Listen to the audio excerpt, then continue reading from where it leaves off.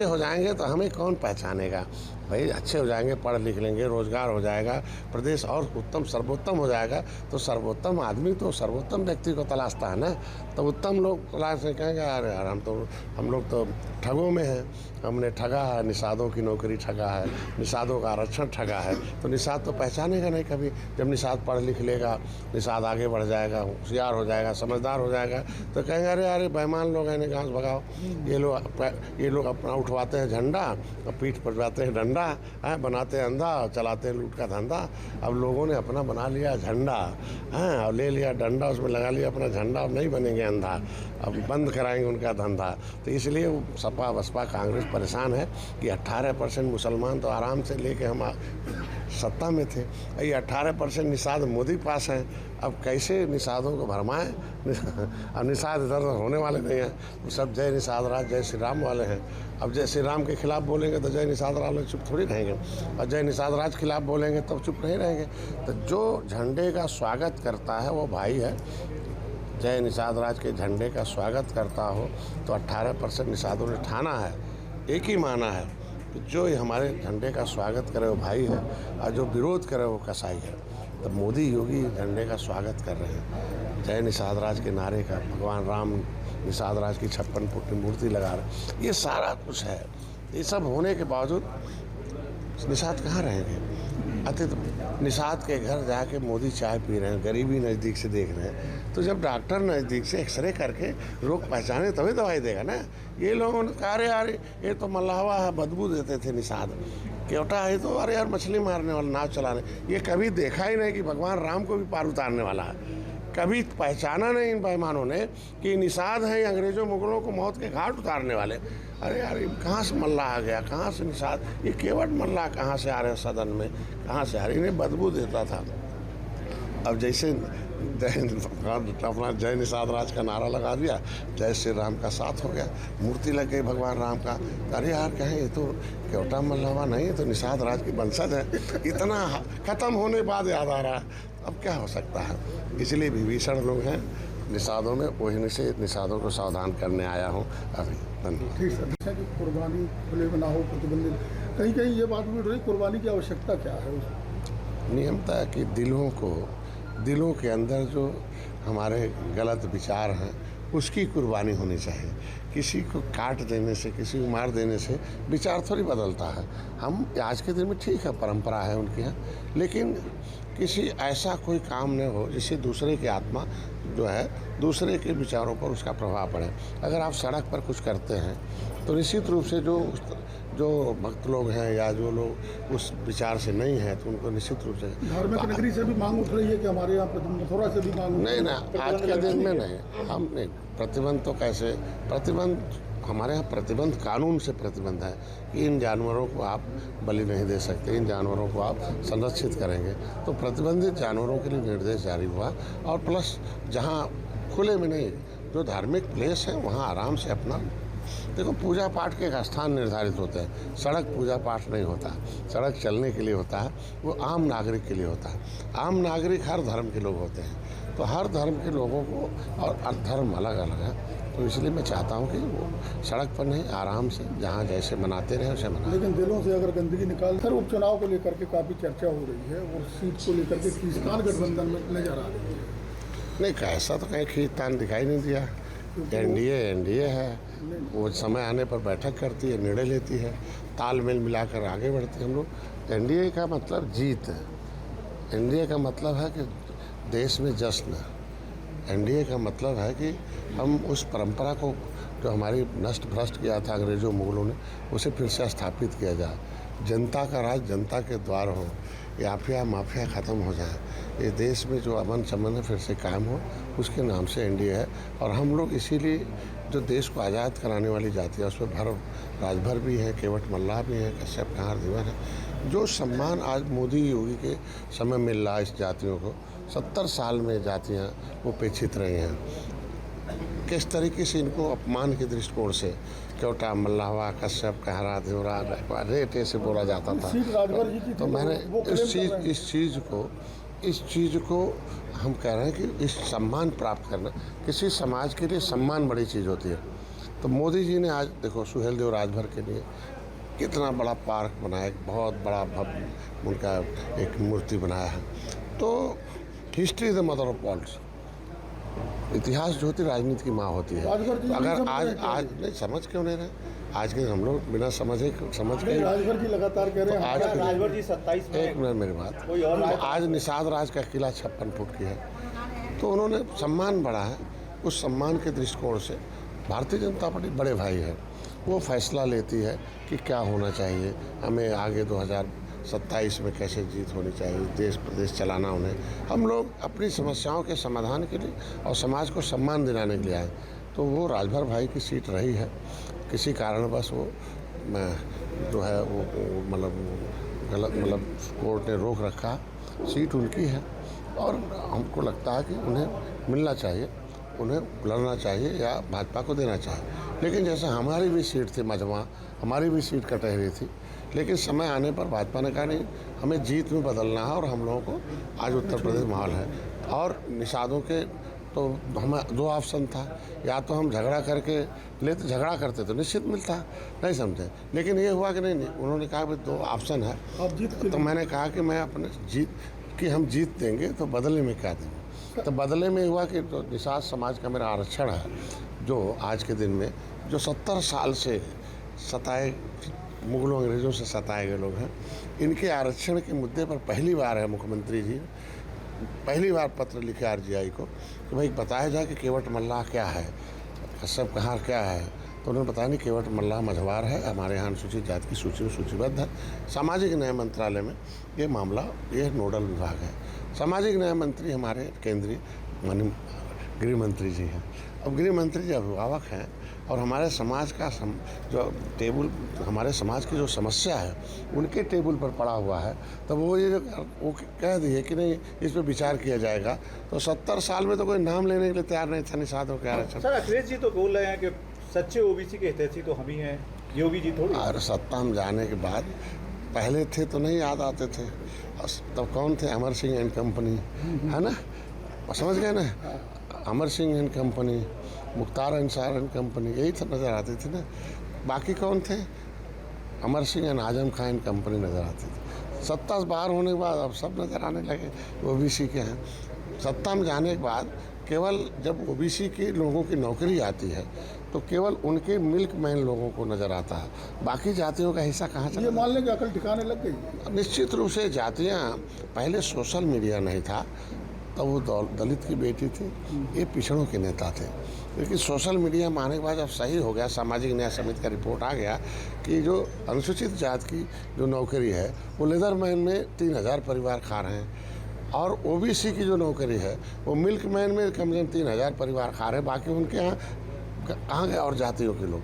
तो अब वो सोशल मीडिया की वजह से कहते हैं ये पिछड़ों के नेता नहीं है, ये परिवार के नेता है। सर बकरीद आ गई हो, आपकी लगातार सरकार की सख्त निर्देश है कि कुर्बानी खुले में ना हो, प्रतिबंधित। कहीं कहीं ये बात भी उठ रही, कुर्बानी की आवश्यकता क्या है उसमें? नियमता कि दिलों के अंदर जो हमारे गलत विचार हैं उसकी कुर्बानी होनी चाहिए। किसी को काट देने से, किसी को मार देने से विचार थोड़ी बदलता है। हम आज के दिन में ठीक है, परंपरा है उनके यहाँ, लेकिन किसी ऐसा कोई काम न हो जिससे दूसरे की आत्मा जो है, दूसरे के विचारों पर उसका प्रभाव पड़े।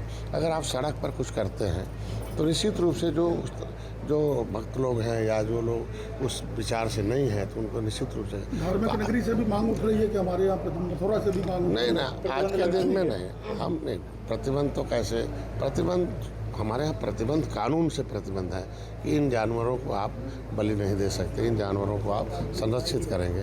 तो प्रतिबंधित जानवरों के लिए निर्देश जारी हुआ और प्लस जहाँ खुले में नहीं, जो धार्मिक प्लेस है वहाँ आराम से अपना, देखो पूजा पाठ के एक स्थान निर्धारित होते हैं, सड़क पूजा पाठ नहीं होता, सड़क चलने के लिए होता है, वो आम नागरिक के लिए होता है। आम नागरिक हर धर्म के लोग होते हैं, तो हर धर्म के लोगों को, और धर्म अलग अलग है, तो इसलिए मैं चाहता हूँ कि वो सड़क पर नहीं, आराम से जहाँ जैसे मनाते रहे उसे मनाएं। लेकिन दिलों से अगर गंदगी निकाल दें वो। राहुल गांधी ने कहा है कि ट्रंप के सामने मोदी जी ने सरेंडर किया। अरे सरेंडर कौन किया था, सबको पता है कि लड़ाई हुई चाइना भारत पाक, मेरे पिताजी खुद सूबेदार मेजर है। हमने मेरे आंखों के सामने जो है पश्चिमी पाकिस्तान, पूर्वी पाकिस्तान, चाइना और युद्ध मैंने अपने आंखों से देखा है। किस तरीके से बटा, युद्ध से क्या हालत हुई। 70 साल अर्थव्यवस्था हमारी चौपट हो गई।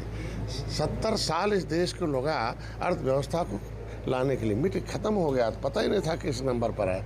अब कम से कम मोदी आए 13 नंबर पर था, अब 3 नंबर पर आ गया। तो कम से कम अर्थव्यवस्था होगा तब देश की व्यवस्था चलेगी ना।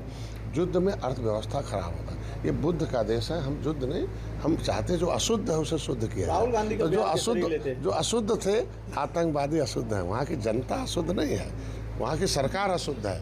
तो सरकार को सबक सिखाना और जो अशुद्ध लोग आतंकवादी उन्हें शुद्ध कर दिया, तो यह इसी को कहते हैं रणनीति, इसी को कहते हैं भारत की सहिष्णुता, भारत को बस्ता कुटुम्बकम, कि वो भी भारत के नागरिक, वो भी हमारे नागरिक थे, बेचारे जाल में फंस गए जालीदार टोपी वालों को। या ये पाकिस्तान है, बहुत अल्लाह का स्थान है, यहाँ भाग के चले आओ। अब पता चला बेकारी, लाचारी, त्राई त्राई मची है, न खाने का न दवाई है। अब समझ सकते हो क्या है। तो वहाँ के लोग तो अब आवाज़ उठा रहे हैं कि ये भारत पाकिस्तान का जो बॉर्डर हटा दिया जाए, फिर से हमें भारत में मिला लिया जाए। तो यही तो भारत की जीत है। ये सारे लोग जो विपक्ष के लोग हैं, ये विरोधियों के, विदेशियों के स्पीकर हैं, इनको पसंद नहीं आता देश की सेना का गर्व, शौर्य, जो मोदी का जो विकास और मोदी की जो आवाज़ है दुनिया में, जो भारत को फिर विश्व गुरु बना रहे मोदी। योगी जी फिर से उत्तर प्रदेश को सर्वोत्तम प्रदेश बनाता है कि तुम हार जाओ इस चीज़ को, जिस चीज़ को ख़राब ढो रहे हो, या तुम्हारे विचार गलत हैं, सोच गलत है।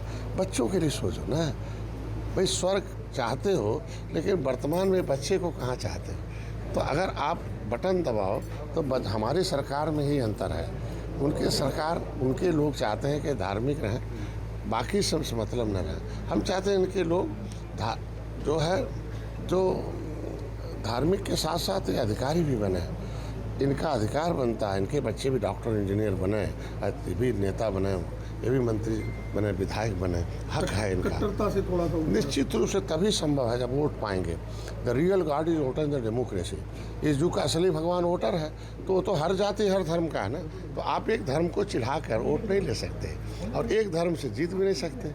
तो आपको अगर चाहते हो बच्चों का विकास, तो लोकतंत्र है, लोकतंत्र में लोगों का तंत्र है, उसमें केंद्र राज्य से सरकारें कानून बनाती हैं, उसमें आप आओगे, आपका आदमी आएगा तो आपके समाज के लिए, क्योंकि अम्बेडकर ने कहा जिस समाज की राजनीतिक भागीदारी नहीं होती है उस समाज का सत्यानाश हो जाता है। तो राजनीतिक भागीदारी तभी मिलेगी जब वोट मिलेगा। वोट तब मिलेगा जब सभी जाति के लिए आप प्रेम से उनके दिलों पर राज करोगे। दुख देकर वोट नहीं ले सकते हो। राहुल गांधी ने कहा है कि ट्रंप के सामने मोदी जी ने सरेंडर किया। अरे सरेंडर कौन किया था, सबको पता है कि लड़ाई हुई चाइना भारत पाक। मेरे पिताजी खुद सूबेदार मेजर हैं। हमने मेरे आंखों के सामने जो है पश्चिमी पाकिस्तान, पूर्वी पाकिस्तान, चाइना और युद्ध मैंने अपने आंखों से देखा है। किस तरीके से बटा, युद्ध से क्या हालत हुई। 70 साल अर्थव्यवस्था हमारी चौपट हो गई। 70 साल इस देश के लोग अर्थव्यवस्था को लाने के लिए मिट खत्म हो गया, पता ही नहीं था किस नंबर पर है। अब कम से कम मोदी आए 13 नंबर पर था, अब 3 नंबर पर आ गया। तो कम से कम अर्थव्यवस्था होगा तब देश की व्यवस्था चलेगी ना। युद्ध में अर्थव्यवस्था खराब होगा। ये बुद्ध का देश है, हम युद्ध नहीं, हम चाहते जो अशुद्ध है उसे शुद्ध किया। राहुल गांधी का तो जो अशुद्ध थे, आतंकवादी अशुद्ध है, वहाँ की जनता अशुद्ध नहीं है, वहाँ की सरकार अशुद्ध है। तो सरकार को सबक सिखाना और जो अशुद्ध लोग आतंकवादी उन्हें शुद्ध कर दिया, तो यह इसी को कहते हैं रणनीति, इसी को कहते हैं भारत की सहिष्णुता, भारत को बस्ता कुटुम्बकम, कि वो भी भारत के नागरिक, वो भी हमारे नागरिक थे, बेचारे जाल में फंस गए जालीदार टोपी वालों को। या ये पाकिस्तान है, बहुत अल्लाह का स्थान है, यहाँ भाग के चले आओ। अब पता चला बेकारी, लाचारी, त्राई त्राई मची है, न खाने का न दवाई है। अब समझ सकते हो क्या है। तो वहाँ के लोग तो अब आवाज़ उठा रहे हैं कि ये भारत पाकिस्तान का जो बॉर्डर हटा दिया जाए, फिर से हमें भारत में मिला लिया जाए। तो यही तो भारत की जीत है। ये सारे लोग जो विपक्ष के लोग हैं, ये विरोधियों के, विदेशियों के स्पीकर हैं, इनको पसंद नहीं आता देश की सेना का गर्व, शौर्य, जो मोदी का जो विकास और मोदी की जो आवाज़ है दुनिया में, जो भारत को फिर विश्व गुरु बना रहे मोदी। योगी जी फिर से उत्तर प्रदेश को सर्वोत्तम प्रदेश बना रहे हैं। तो ये इन लोगों को दर्द दे रहा कि सब अच्छे हो जाएंगे तो हमें कौन पहचानेगा। भाई अच्छे हो जाएंगे, पढ़ लिख लेंगे, रोजगार हो जाएगा, प्रदेश और उत्तम सर्वोत्तम हो जाएगा तो सर्वोत्तम आदमी तो सर्वोत्तम व्यक्ति को तलाशता है ना। तो उत्तम लोग तलाश से कहेंगे यार यार हम लोग तो ठगों में हैं, हमने ठगा है, निषादों की नौकरी ठगा है, निषादों का आरक्षण ठगा है। तो निषाद तो पहचानेगा नहीं कभी। जब निषाद पढ़ लिख लेगा, निषाद आगे बढ़ जाएगा, होशियार हो जाएगा, समझदार हो जाएगा तो कहेंगे अरे अरे बेईमान लोग हैं, इन्हें घास भगाओ। ये लोग अपना उठवाते हैं झंडा और पीठ पर जाते हैं डंडा, है बनाते हैं अंधा, चलाते हैं लूट का धंधा। अब लोगों ने अपना बना लिया झंडा, हैं, और ले लिया डंडा, उसमें लगा लिया अपना झंडा। अब नहीं बनेंगे अंधा, अब बंद कराएंगे उनका धंधा। तो इसलिए वो सपा बसपा कांग्रेस परेशान है कि 18% मुसलमान तो आराम से लेके हम सत्ता में थे, ये 18% निषाद मोदी पास हैं। अब कैसे निषादों को भरमाएं? अब निषाद इधर होने वाले नहीं हैं, वो सब जय निषाद राज जय श्री राम वाले हैं। अब जय श्री राम के खिलाफ बोलेंगे तो जय निषाद राज लोग चुप थोड़ी रहेंगे, और जय निषाद राज खिलाफ बोलेंगे तब चुप नहीं रहेंगे। तो जो झंडे का स्वागत करता है वो भाई है। जय निषाद राज के झंडे का स्वागत करता हो तो 18% निषादों ने ठाना है, एक ही माना है कि जो हमारे झंडे का स्वागत करे वो भाई है और जो विरोध करे वो कसाई है। तो मोदी योगी झंडे का स्वागत कर रहे हैं, जय निषाद राज के नारे का, भगवान राम निषाद राज की 56 फुट की मूर्ति लगा रहे। ये सारा कुछ है। ये सब होने के बावजूद निषाद कहाँ रहेंगे? अति तो निषाद के घर जाके मोदी चाय पी रहे हैं, गरीबी नज़दीक से देख रहे हैं। तो जब डॉक्टर नज़दीक से एक्सरे करके रोग पहचाने तभी दवाई देगा ना। ये लोगों ने कहा अरे यार ये तो मल्लावा है, बदबू देते थे निषाद, केवटा है तो अरे यार मछली मारने वाला, नाव चलाने। ये कभी देखा ही नहीं कि भगवान राम को भी पार उतारने वाला है। कभी पहचाना नहीं इन बेईमानों ने कि निषाद हैं अंग्रेज़ों मुगलों को मौत के घाट उतारने वाले। अरे यार कहाँ से मल्ला आ गया, कहाँ से निषाद, ये केवट मल्ला कहाँ से आ रहे हैं सदन में, कहाँ से आ रहे? इन्हें बदबू देता था। अब जैसे अपना जय निषाद राज का नारा लगा दिया, जय श्री राम का साथ हो गया, मूर्ति लग गई भगवान राम का। अरे यार कहें ये तो केवटा मल्लावा नहीं, ये तो निषाद राज की वंशज है। इतना खत्म होने बाद याद आ रहा है, अब क्या हो सकता है। इसलिए विभीषण लोग हैं निषादों में, वही से निषादों को सावधान करने आया हूँ अभी।